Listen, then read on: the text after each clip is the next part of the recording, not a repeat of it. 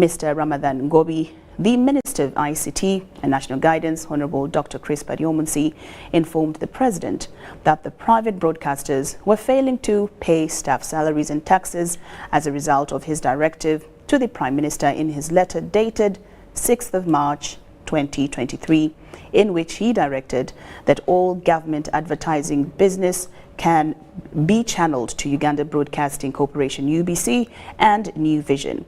Museveni accepted the appeal and asked Honorable Baryomunsi to meet with the NAB team next week to harmonize the position on how they will be considered for government advertising spending. He said that his directive was not intended to harm the private sector, but to help revitalize UBC. The NAB team, led by Mr. Ken Karisa, agreed that UBC needs special consideration.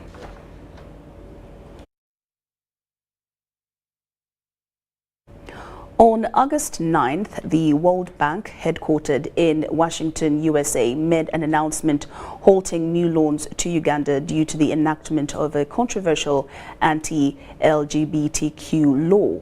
This decision has drawn the attention of economic experts who are discussing its implications. Paul Lakuma from the Economic Policy Research Center provided insights on the matter, highlighting the significance of the World Bank's decision. We have more. The World Bank's suspension of new funding requests from Uganda has sparked a dialogue among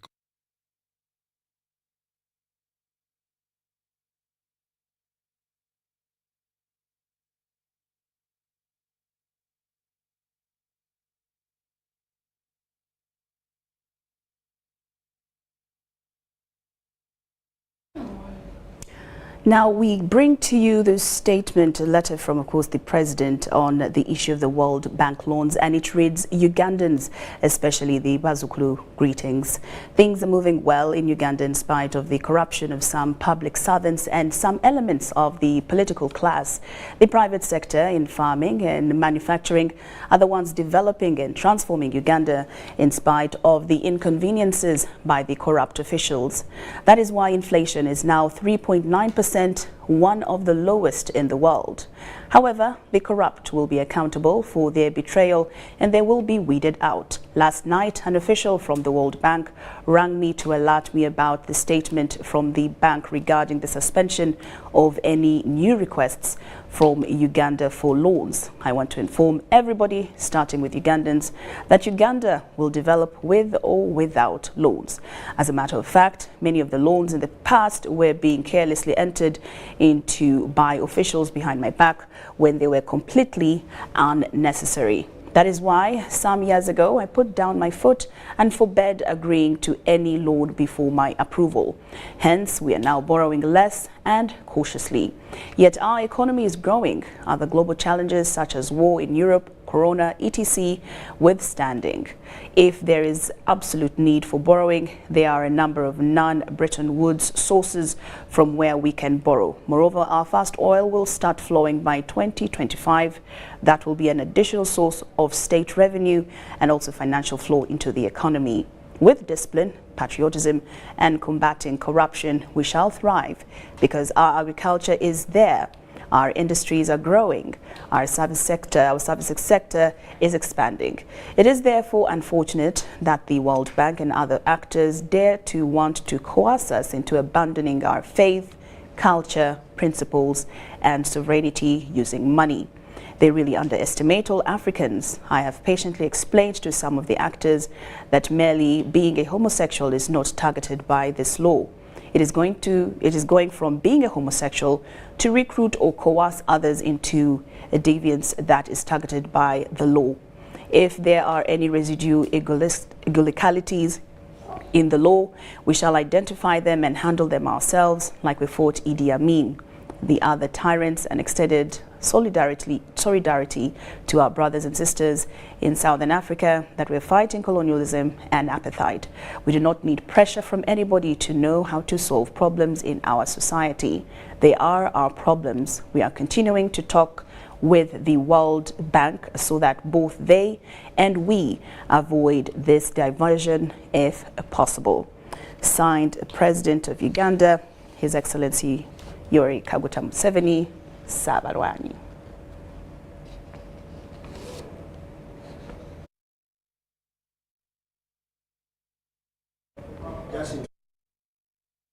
Right, we take you to our first story, a story on August 9th. The World Bank, headquartered in Washington, USA, made the announcement of holding, of course, the loans to Uganda. Now we turn to Dennis Sigoa with more on that report. The World Bank's suspension of new funding requests from Uganda has sparked a dialogue among economic experts about the consequences of the bank's decision on Uganda's development. Paul Lakuma, a research fellow at Makerere University's Economic Policy Research Center, considers the World Bank's decision as an overreaction and unnecessary. What I know about how some people work is that they don't abandon what they have worked on for so long, even if it has gone so wrong. There's always a scope for correcting, for self-correction and coming back to where you were before. The ongoing discussions regarding the suspension of new loans from the World Bank to Uganda due to the enactment of the anti-LGBTQ law reflect the complex interplay between economic support, human rights concerns, and national development priorities. So World Bank, of course, has been supporting us. Like you've said, we've been walking the journey together. What I know is like we have been receiving loans. And the economy has been choking from loans. How are the World Bank loans? Are they favorable for us? Okay. The loans have been concessional. To the best of my understanding, they have a long, considerably long grace period. I think I'm told it's 12 years before you start paying, and the interest rates are much lower than what is offered by anyone else in the market. So they are loans, yes, but very soft loans. Lakuma emphasizes the long-standing relationship between Uganda and the World Bank, spanning 6 decades, and how it has contributed to key projects that are aimed at improving livelihoods and reducing poverty in the country. The Ugandans or the citizens are very interested in this issue. So some people wonder, what are some of the projects that are maybe key or major that have been funded by the World Bank, and can we survive without them, or or can't we survive without them? There are many projects World Bank is funding. USMID for the cities. Yes. The results are visible. You can see them. Good roads, good infrastructure for the new cities, for the secondary cities outside Kampala. UGIFT, you've heard of UGIFT? Yes. For secondary schools in every sub-county. Yes. Those are some of the recent ones. In the past, we worked together in reduction of poverty by half, from 50 to 25. Uganda is one of the few countries which achieved the Millennium Development Goals, and it was with, of course, the leadership of President Museveni, but we worked hand in hand with the World Bank. President Lauryn Masika issued a counter-statement rejecting international criticism of the anti-LGBTQ legislation. He defended the law as a necessary measure to prevent LGBTQ community from recruiting individuals. Despite the suspension of new loans, President Museveni remains confident that the country will continue to develop with or without external financial support. Dennis Sigoa for UBC News.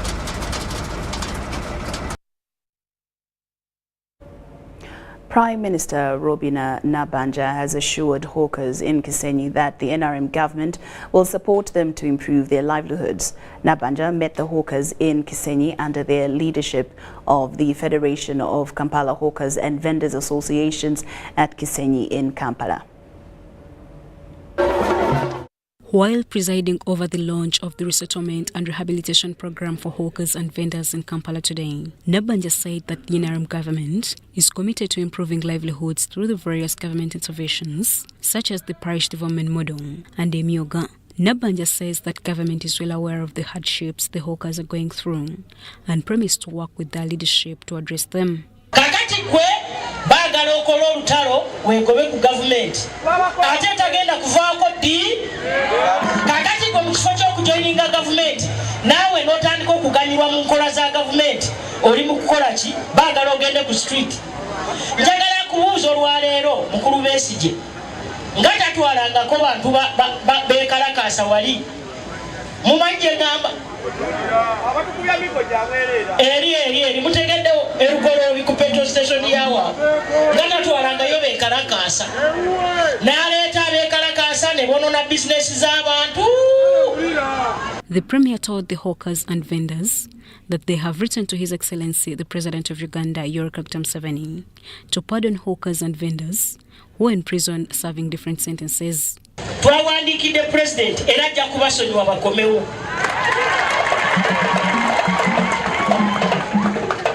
Twakwatagana n'Attorney General ne tugenda mu kkomera ne tusanga abantu abamu nga ddala emisango gyali mitono nnyo. Bamusanze atunda miyembe ku kkubo, bamusanze atunda chapati, ebintu bwe bityo. Ne bamusalira emitwalo 5 tazirina ne bakasuka muki bino bino koma okuva n'olwaleero. However, Nabanja asked the hawkers and vendors to be law-abiding and follow government instructions if they are to benefit from the available programs. Betubagamba nti bannaye mudde mu katale munda kati ekyo mu kigondere. The Federation of Kampala Hawkers and Vendors Association appealed to government to empower them through financial support and training to help them earn a living.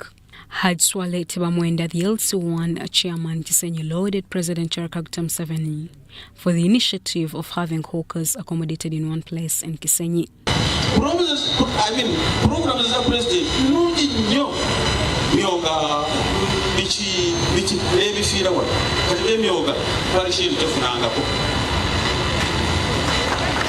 nenga program yali nungi for the people here. Shaidat Nasaku, UBC. Thank you, Shaidat. The Committee on Commissions, Statutory Authority and State Enterprises has summoned lawyer Patrick Kichoncho Katabazi over alleged mismanagement of farmers' funds. Patrick Kichoncho is said to have received over 27 billion shillings from the National Agricultural Advisory Services to clear tea seedling arrears of farmers but never paid them. We have more details in this report. Man should communicate immediately to the lawyer to appear here. The Committee on Commissions, Statutory Authority and State Enterprises has given NAD's liaison lawyer Patrick Kichoncho Katabazi an ultimatum to appear before the committee and present the required documents and accountability of the 27 billion shillings given to him by the National Agricultural Advisory Services. Call, and please don't leave Parliament. It's okay, let me just make a phone. Yeah, go and make the call and say, you are urgently needed here.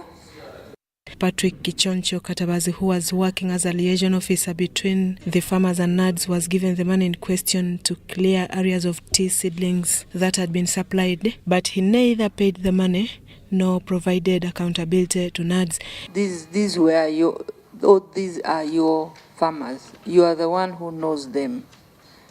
Now, you paid money to the lawyer to pay these farmers because they went to court.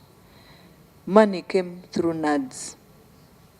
I think for you as NADS, for you to be comfortable and say, oh, I've received my acknowledgement that I have now got, I've paid off the 27 or the 12. Who supplied NADS, yes. No, that I have already paid 27, I've paid 12, now it is okay. Whatsoever happens after that shouldn't be my business. I think it should be your business.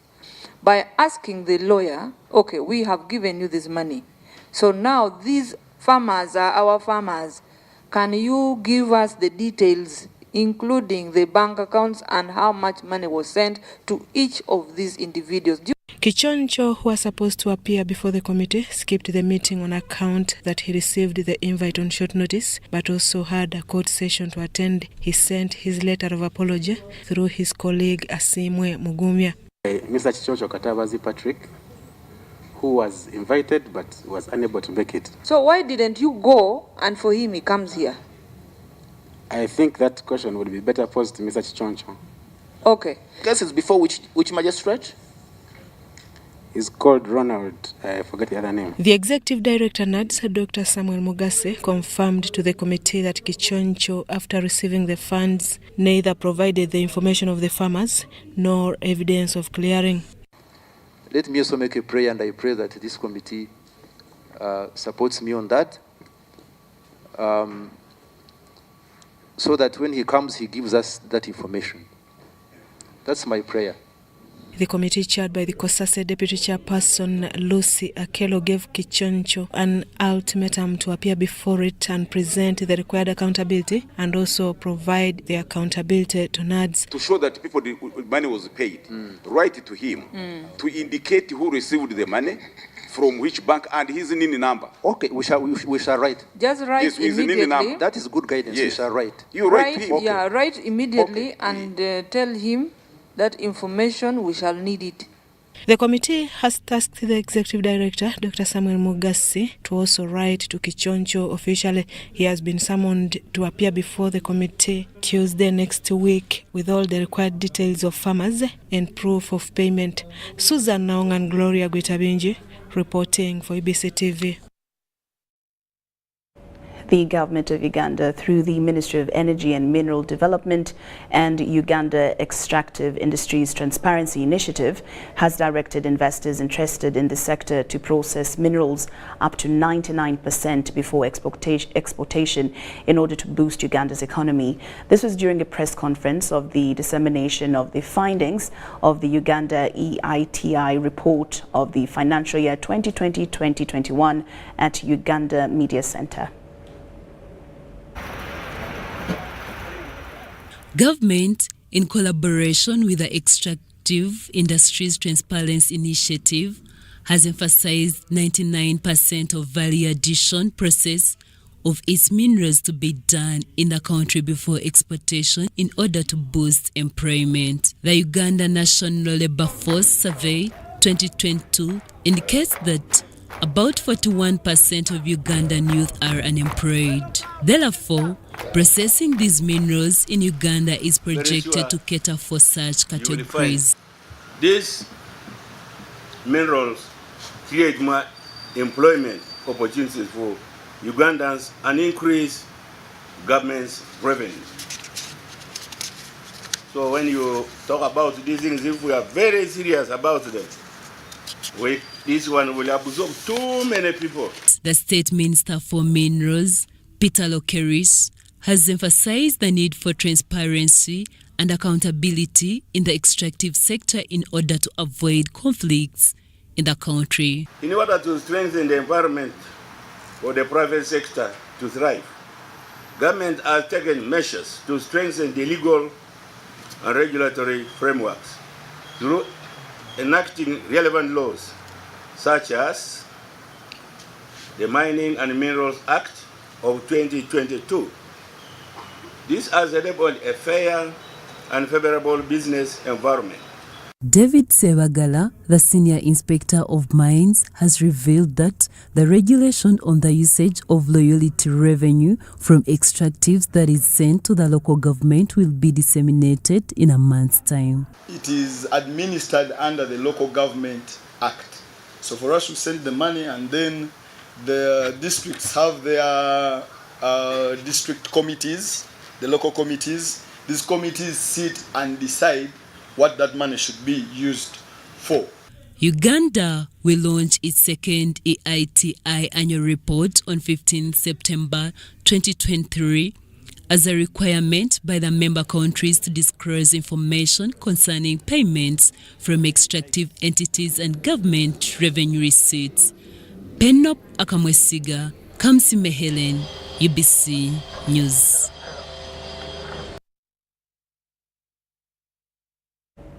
General Muhoozi Kainerugaba has commissioned soldiers' apartments and a motor transport workshop at Bombo Barracks. This move underscores the UPDF's commitment to enhancing the welfare and housing of its soldiers, while concurrently reducing costs associated with outsourcing vehicle maintenance to private companies. Ivan Kahwa reports.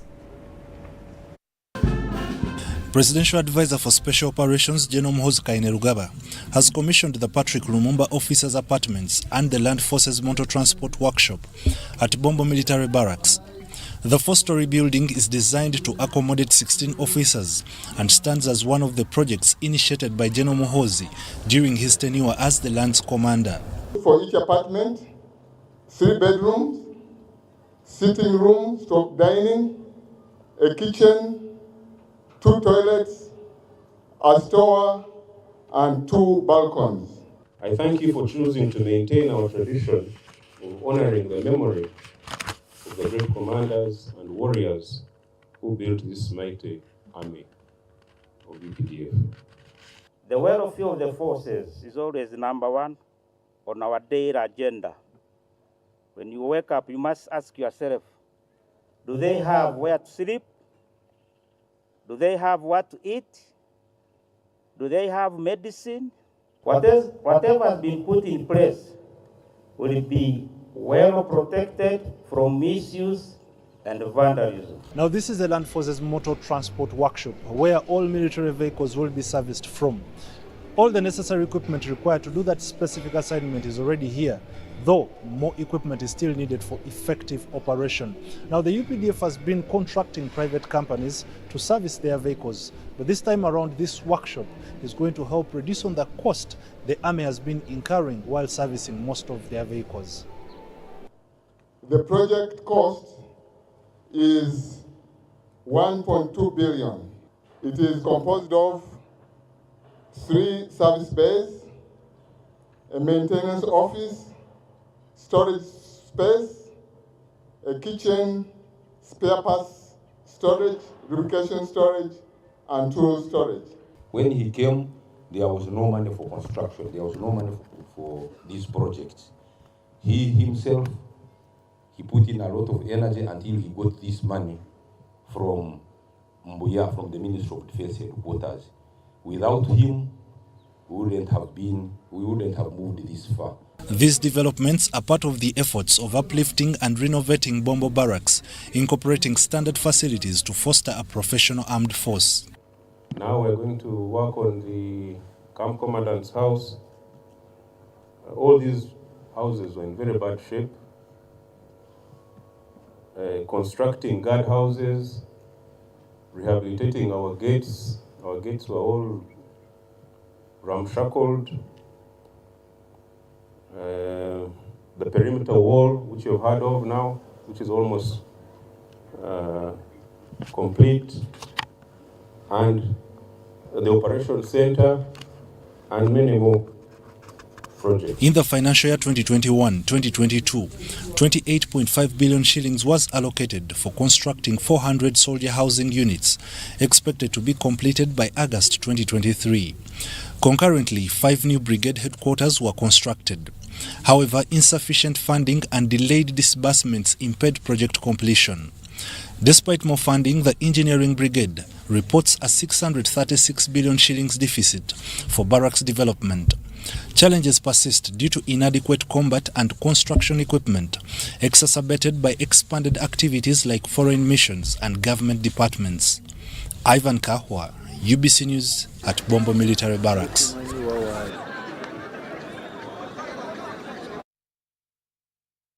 Promoters and implementers of the Sustainable Development Goals are reporting progress in Uganda with a call for joining of more hands.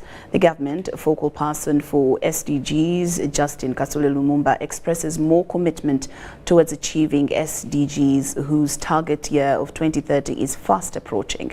This was during the opening of the Day 2 SDG People's Festival in Kampala, where United Nations Resident Coordinator Susan Namondo called for more innovations in SDG implementation. We have the details. 8 years ago, precisely in 2015, all United Nations member states adopted the 2030 Agenda for Sustainable Development Goals. It provided a shared blueprint for peace and prosperity for the people and the planet, now and into the future. The Sustainable Development Goals replaced the Millennium Goals. And you remember when the world in the UN was officially launching the Sustainable Development Goals, the chairperson of the UN was your son, Honorable Sam Kahamba Kutesa, and the president presided over that day. 7 years to the projected target period, it is still work in progress. This is what has been highlighted during the first Kampala SDG People's Festival held at KCCA grounds in Lugogo.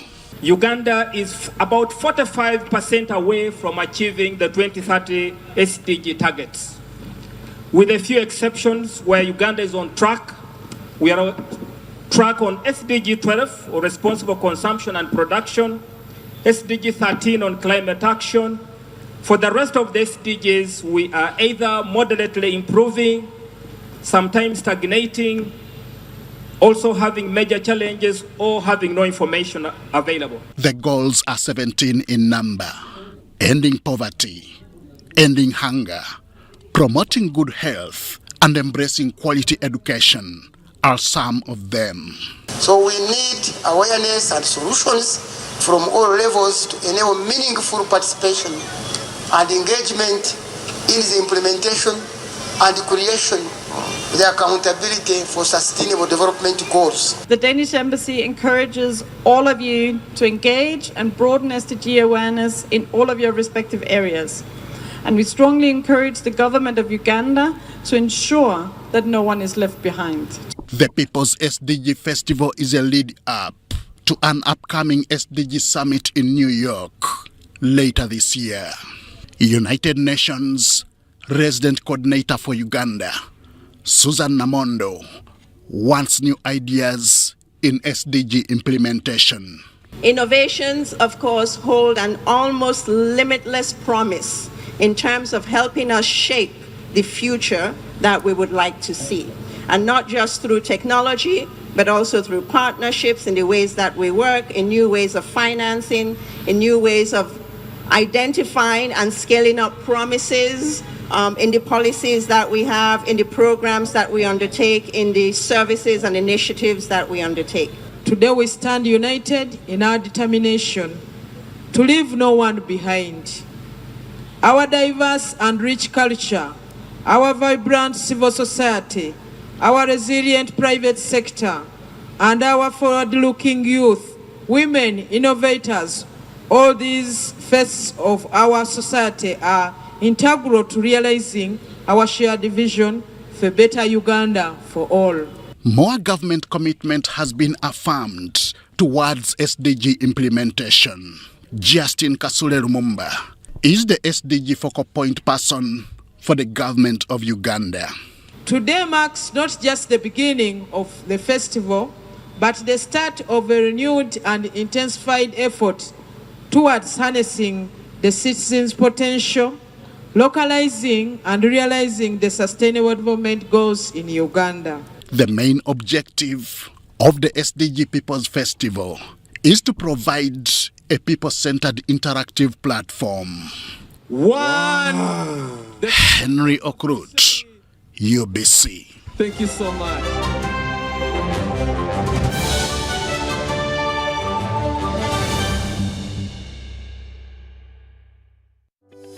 These days, our homes are no longer just the places we live.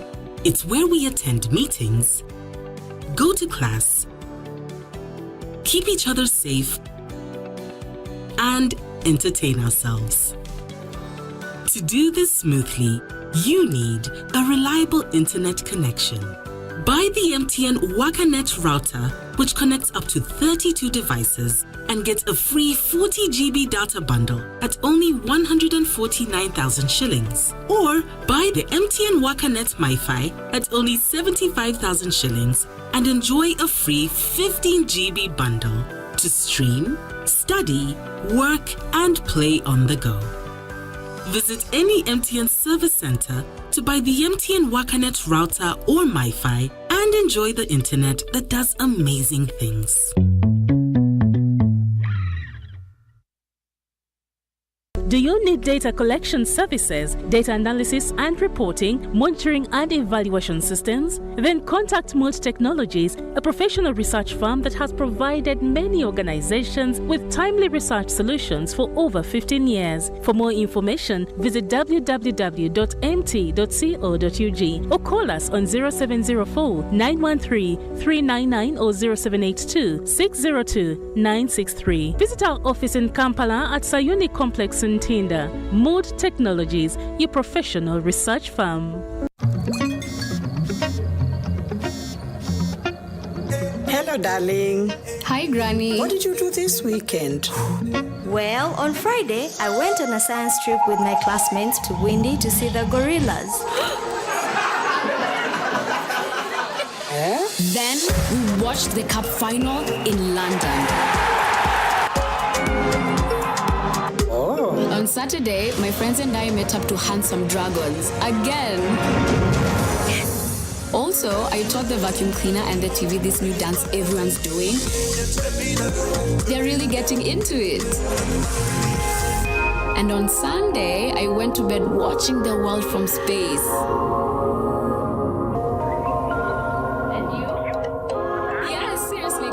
With Airtel 5G's lightning-fast speeds and seamless connectivity, you won't believe what's next. Airtel, a reason to imagine.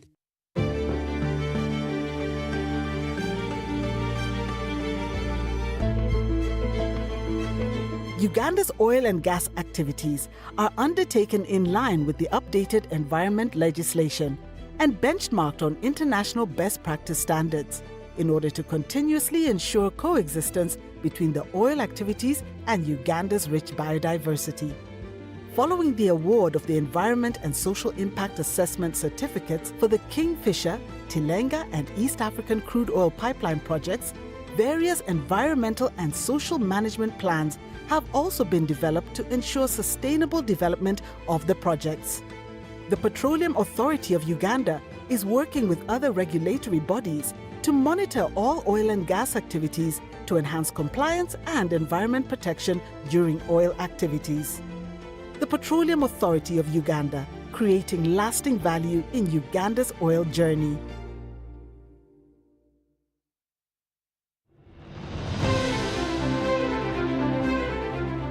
And in talking news, MTN has improved on their data voice bundles. You can now call across all networks for the same price. We've talked to several eyewitnesses on the ground, and this is what one of them had to say.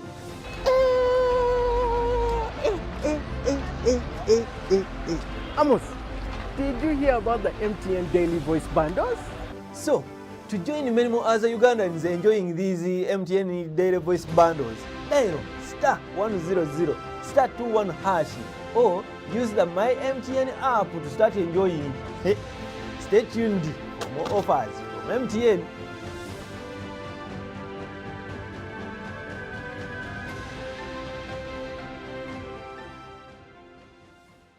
Sebo. Yes? This is the bill. What? Malaria testing, 10,000. Treatment, 100,000 since we put on drip. Hey, Muso, can you read this for me?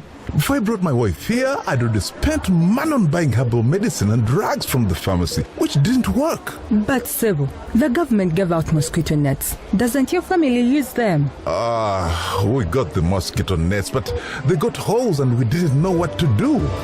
Protect your loved ones from malaria. Sew your mosquito nets whenever they get damaged to keep the mosquitoes away. Ensure all nets are tied up every morning to avoid damaging them. Ensure that everyone in your family sleeps under a treated mosquito net every night, whether it is a cold or hot season. Together, we can chase malaria out of Uganda. This message is brought to you by the Ministry of Health with support from Global Fund. Are you tired of high fees and slow transfer time when sending money? Airtel Money is here to revolutionize the way you move your money. We have revised our rates, Pakaku Ground. Sending money from Airtel to other networks in Uganda, East Africa, and to the rest of the world has never been more affordable. Dial *185# and start sending money.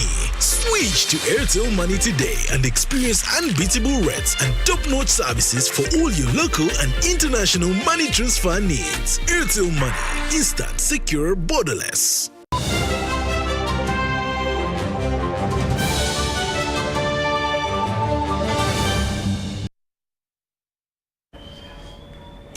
Welcome back from that break, and we're glad that you're still with us. The Parliamentary Committee on Health is engaging health sector stakeholders to get input to the Narcotic Drugs and Psychotropic Substances Bill 2023.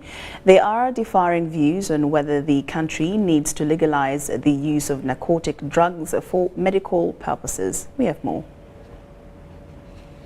Please.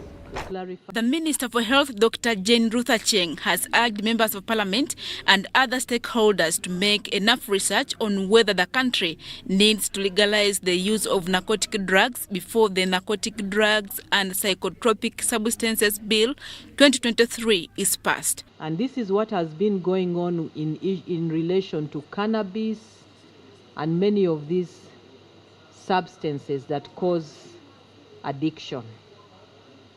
While many countries are interested in growing, Chair, I want to implore this committee, even if it is a desk research, go to your Google and look at the countries that have legalized the manufacture,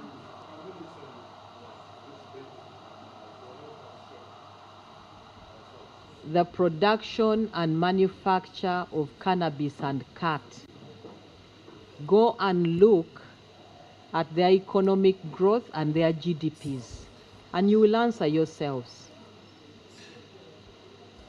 You can take examples of countries in Africa, Malawi, Lesotho, whatever. Look at their economies and look at how much cat and cannabis they are growing, and answer the question whether it really improves economies. And then you look at the disadvantages that you face if you relate it to the example she gave of Thailand, where abuse goes up and medicinal use just increases by a little bit. And then you can answer the question whether it is actually worth it. The Executive Director of Tabika Hospital, Dr. Juliet Naku, weighs in on the dangers of legalizing narcotics and psychotropic substances. And risky sexual behavior among adolescents. These things come out of these studies that we talked about. Risky sexual behavior among adolescents with an increase in sexually transmitted infections and teenage pregnancies. So as we control sexually transmitted infections, we should think about what is underlying so the antecedents and deal with those as well. She says countries that have done so are already facing serious negative consequences. In Thailand, this was legalized 2020 to last year. This is a recent presentation that was made recently in Geneva, actually. Within 7 months of legalization of cannabis use for medical purposes, there was significant increase in non-medical use from 4.3% to 25%. That is in Thailand. And there was insignificant increase in medicinal use, the purpose for which it was legalized. The increase was insignificant, just 1%. So everybody went out for recreation. In Sweden, this is what has been found, that heavy cannabis use increases risk for schizophrenia. Schizophrenia is a severe mental disorder. A lot of these people end up in Botabika for admission, for long-term admission.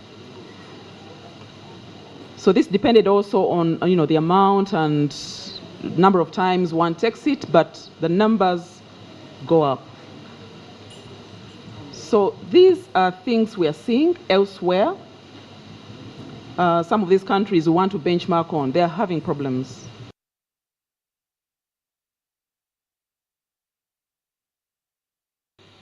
The Health Committee be brought on board especially on the issue of psychotropic substances. As most of you are aware, most of these commodities are used in the health sector, and it would be a big oversight if we did not give our input and we only left it to more of the legal aspects and the punitive measures surrounding possession of narcotics and psychotropic substances. So I think the Speaker guided well. The substance use disorder, I'm being corrected. But these people, according to the bill, somewhere they were supposed to be punished. And my argument again was like, these are really patients who need help, who should be rehabilitated. And I'm also glad that you have answered it well. I hope it will find place somewhere that these people are not stigmatized. So, yeah, one of our own children, 27-year-old, I think university, who dropped out of school and as a result of abuse of these substances. And finally, I think they are now in police custody or something. Yeah, they are in prison. So it is already affecting us, and one wouldn't want to see some of these substances legalized. Adia Nagote, UBC. Now, still with the narcotics bill, Parliament has been advised to refrain from passing the infamous Narcotic Bill of 2023 at all costs. Members of the Addiction Prevention and Rehabilitation Association of Uganda argue that government and Parliament in particular should not be swayed by the alleged medical and economic benefits of narcotics because the repercussions are enormous. In her statement, the PRAO Association challenged Parliament to act in the interest of public health by rejecting the narcotic bill at all costs. Honourable members, Parliament is currently working on a legislation dubbed the Narcotic Drugs and Psychotropic Substances Bill 2023 that intends to, among others, legalize the use of narcotic drugs, specifically cat, for its alleged medical value. Already, there are some cabinet members who have openly come out to throw their weight behind this bill due to different reasons. In our circumstances, cat has become a cash crop. Acted by this move, some private sector players have come out to warn Parliament against passing this bill, terming it as a threat to the sanitary levels of the future generation. Members of the Addiction, Prevention and Rehabilitation Association of Uganda, APRAO, are the latest to offer advocacy, decampaigning the bill with the argument that even the alleged medical benefits from these narcotics are far-fetched. Now, research shows that for marijuana to be effective as a drug, first of all, let me say there are two components of marijuana. There is what we call THC, which is the psychoactive substance, and this is what actually affects people's minds and is responsible for all the mayhem you see. Then there's a part of marijuana called CBD that is the medicinal bit. But they said that if the CBD is to be effective, it has to work in correspondence with at least 1% of the THC. Now, the marijuana we have on our streets today is 25% THC. That is why if you go to any treatment center, you'll find that the biggest percentage of people there that are having drug-induced psychosis or mental illness are there as a result of using cannabis. Government has not come up to tell us whether there are any plans maybe to legalize a particular strain. It is just what we call Kayola. APRAO contends that it behoves Parliament to protect Ugandans, faulting proponents of the narcotic bill as self-seekers with total disregard to the health of others. Members of APRAO call upon the Parliament of Uganda to exercise its duty by enacting a law that serves the best interests of the public, specific considerations to the adverse effects of marijuana and khat on public health, on the youth, on the general public. We urge them to put health of our people ahead of commercial interests of individual actors or individual participants. Citing the disease burden of Uganda that currently is beyond the threshold, members of the Addiction, Prevention and Rehabilitation Association of Uganda are worried that if the bill is passed, the situation might worsen. The ease of access is going to increase. It will be acceptable for people to experiment.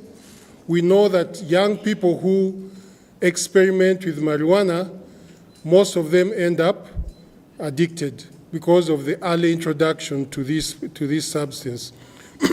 And so we are saying that we shouldn't add to an already bad situation. This also registered their concerns on legalizing the growing of marijuana, citing it as a catalyst of drug abuse, which is already at an alarming rate. If you're doing a business, opening a business, you go out there and make it available and sell it, and people get used to it. They say, okay, I could use this because it's available.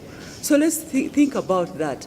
Addiction, Prevention and Rehabilitation Association of Uganda, that brings together counseling psychologists, addiction professionals and recovery coaches, is known for offering treatment and rehabilitation services to victims of drug abuse. Dorcas Kimono, UBC TV News. And with that, we take a very short break, but we return with business news after these messages. Upgrade your lifestyle with the all-new entry-loaded Chillax voice bundles. Now, call all networks in Uganda with Chillax voice bundles. Call all networks, no expiry, no worries. Dial *100 *1# and select call all networks. Airtel, a reason to imagine. Do you need data collection services, data analysis and reporting, monitoring and evaluation systems? Then contact Molt Technologies, a professional research firm that has provided many organizations with timely research solutions for over 15 years. For more information, visit www.mt.co.ug or call us on 0704 913 399 or 0782 602 963. Visit our office in Kampala at Sayuni Complex in Tinda. Mood Technologies, your professional research firm. The biggest, the baddest East African Christian Marathon is here. Come participate at the East African Christian Marathon for a prayer run on the 13th of August 2023 at the Lugogo Hockey Grounds. Come represent your family at the prayer run and run for a good cause to change the world. For more details, call 0781 885 055 or visit our website at www.eastafricachristianmarathon.org. Proudly sponsored by PKF, UBC, Venro Health, Aquafina, and Moving Preacher.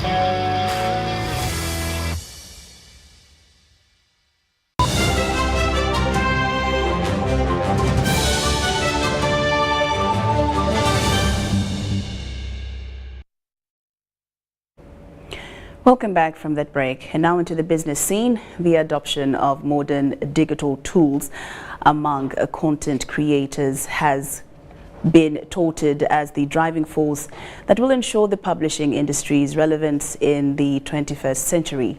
This insight was emphasized by leading researchers from Ipsos and the Uganda Advertising Association during the launch of Rifali, an African Discovery Digital Content Library at the Innovation Village in Ntinda. Nanzala Mwaura, the Chief Growth Officer Ipsos, says embracing usage of modern tech tools by all media outlets to package news items in a more compelling way is key to unlocking growth in the current and future media landscape. Really need to understand your audience. You need to understand the people you're targeting, how are they consuming the media, on what platform, at what time, what you need to. So basically I'm saying you need to do research.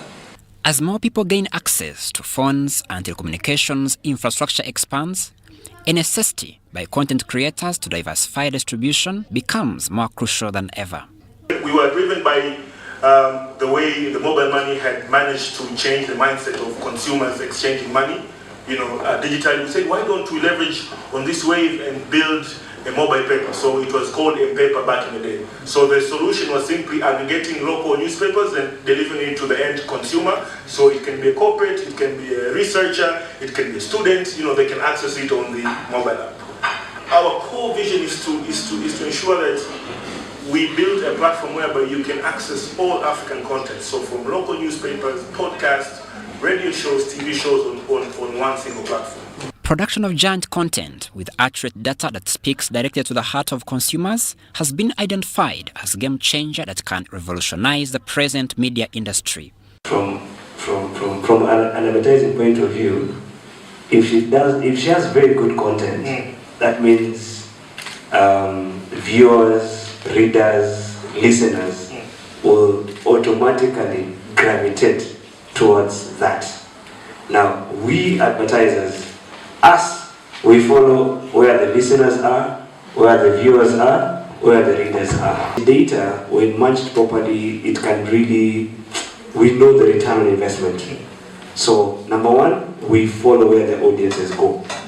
And if they're moving from traditional paper, the physical, and they're going online, we will go with them.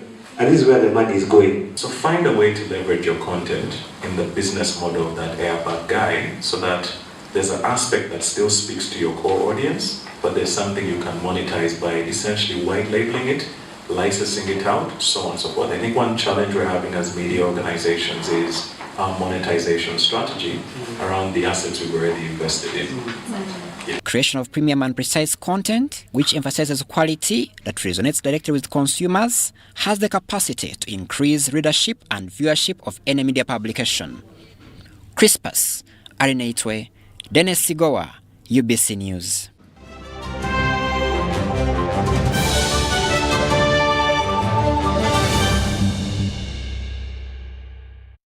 And into the world of sports, with two big tournaments coming up for the cricket cranes, the team has commenced with a non-residential camp in Lugogo, where they will be training for the next 3 weeks with a focus on building team depth and bowling strength. Uganda will take part in ACA T20 Africa Cup in September and the 2024 T20 World Cup qualifiers in November.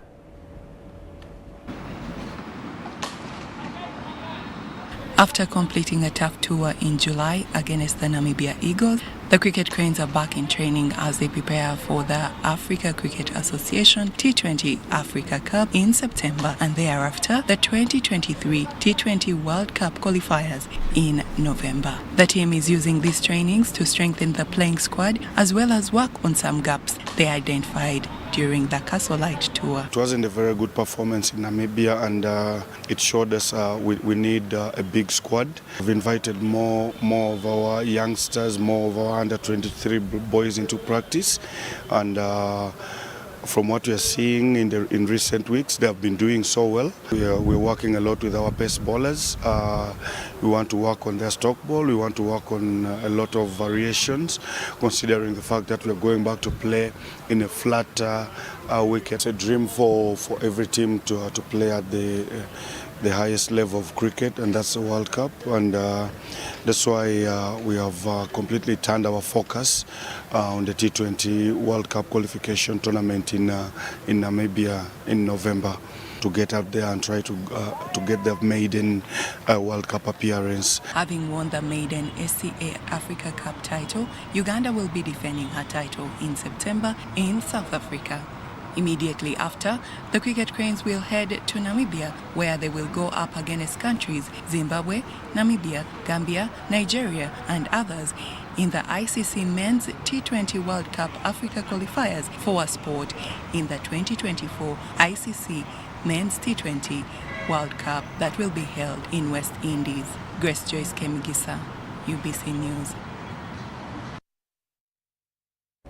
Our first edition of UBC News Tonight comes to an end. Do join us for our second edition at 10 p.m. I'm Lauryn Masika Kazimoto and Elizabeth Nakakoni on Sign Language. We will see you at 10. Up next is You Health Chat with Sophia Matovu.